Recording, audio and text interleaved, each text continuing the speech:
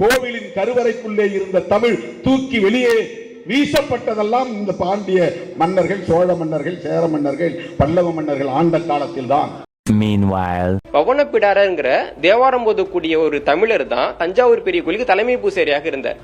அவருக்கு கீழே பிற பூசாரியாக வந்துட்டு பாத்தீங்கன்னா 7 பேர் இருந்தாங்க. அந்த 7 பேர்ல 3 பேர் வந்து சமஸ்கிருதம் பாடக்கூடியவர்கள், ஆனா 4 பேர் வந்து தமிழ் பாடக்கூடியவர்கள். அப்போ ஒரு தலைமை பூசாரி, 4 பூசாரிங்க. இது போக 48 பேரை தேவாரம் திருவாசகம் ஓதுறதுக்குன்னே சிறப்பாக ராஜராஜன் நியமிச்சார்.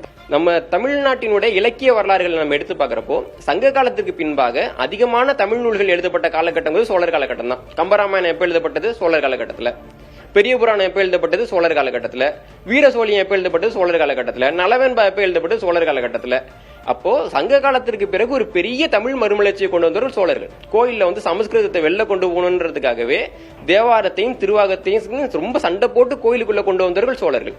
தமிழ் எல்லாம் வந்து அர்ச்சனை மொழியாக இருக்க வேண்டும் என்று வைத்தவர்கள் சோழர்கள். தமிழ் தான் குடமுழுக்கு நடக்கணும் அப்படின்னு வச்சவங்க சோழர்கள். அப்ப அப்படிப்பட்ட சோழர்கள் வந்து தமிழுக்கு ஒண்ணுமே செய்யல அப்படின்னு சொல்றாங்கன்னா அது வந்துட்டு ஒரு புரிதல் குறைபாடாகத்தான் நம்ம பாக்குறேன்.